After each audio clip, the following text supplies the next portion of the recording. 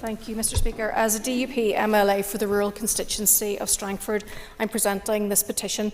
The 5,000 plus signatories from across Northern Ireland are calling on the Minister of Agriculture, Environment and Rural Affairs to immediately withdraw the current public consultation on the Nutrients Action Programme 2026-2029.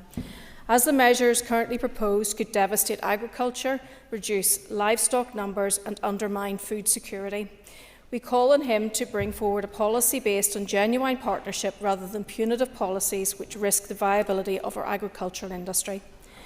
Stricter phosphorus limits, mandatory laissez, compulsory buffer zones are unworkable and unaffordable. All proposals which are based on evidence which is scientifically flawed, leading to the reduction in livestock numbers, a forced contraction of our agri-food sector and impacting food security and an increase in the cost of living, the consequences of which will be felt across sectors, communities and our economy. This is not about rejecting environmental responsibility. It's about demanding a fair, workable and evidence-based approach. Farmers are the custodians of our countryside. They care deeply about the land they work and the watercourses that run through it. To target them is unjust. The current proposals are unbalanced, impractical and economically damaging. On the 10th of June 2025, this Assembly debated and passed a motion calling for Minister Muir to withdraw the current public consultation. He has chosen to ignore this chamber and the rural community.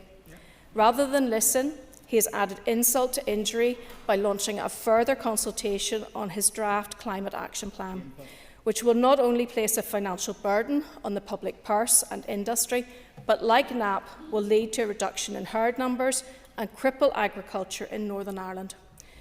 Mr Speaker, if we have learnt anything from last week's debacle, apart from the fact that not all legislation is good legislation, it should be this. Policy making should not be rushed. It must be based on robust scientific advice, but economically viable and environmentally credible.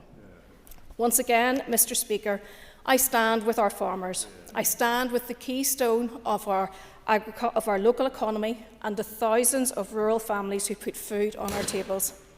Again, along with the 5,000 plus signatories, I call on the Minister to listen, act and withdraw this consultation and find another way which is smarter, fairer and evidence-driven, one which protects both our land and those who steward it. Thank you. I invite the member to approach the table to present her petition.